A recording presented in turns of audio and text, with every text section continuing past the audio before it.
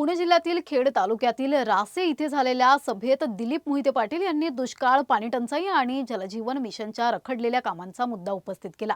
गावागावांतील नागरिकांना पाण्यासाठी होणाऱ्या त्रासाची माहिती देताना त्यांनी अजित पवार यांच्या तत्पर आणि निर्णयक्षम नेतृत्वाचा उल्लेख केला। दादांप्रमाणेच निर्णय घ्या अशी अपेक्षा त्यांनी सुनेत्रा पवार यांच्याकडे व्यक्त केली।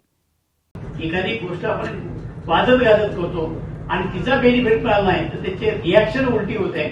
आणि गावागावामध्ये कोट्यवधी रुपये खर्च करून आम्ही जलजीवन मिशनच्या माध्यमातून योजना केल्या तर त्याचा फायदा सर्वसामान्य माणसाला होत नाही।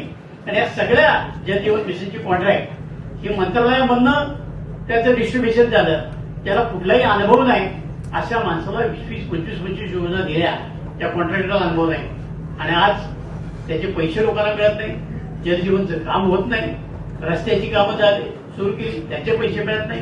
या सगळ्या गोष्टींमध्ये जर लक्ष आपण घातलं नाही तर फार मोठा असंतोष लोकांच्या मध्ये, कॉन्ट्रॅक्टरमध्ये, याच्यातनं जिल्हा परिषद असेल, राज्य शासन असेल यांनी मार्ग काढावा। एवढीच वहिनी साहेबांना माझी आणि निमित्तानं विनंती राहणार आहे। तर आम्ही दादाकडे गेलो, दादा एका क्षणामध्ये त्यांना सगळ्या गोष्टी अडचण कळायची आणि त्या क्षणामध्ये त्याच्यावर निर्णय व्हायचा।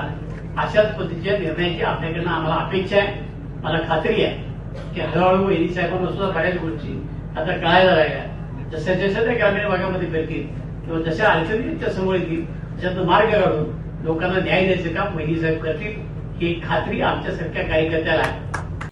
भाषणाच्या शेवटी खेड तालुक्यातील अजित पवार यांनी केलेल्या विकास कामांची आठवण सांगताना मोहिते पाटील यांना भावना अनावर झाल्या आणि ते भर सभेत अश्रू ढाळताना दिसून आले।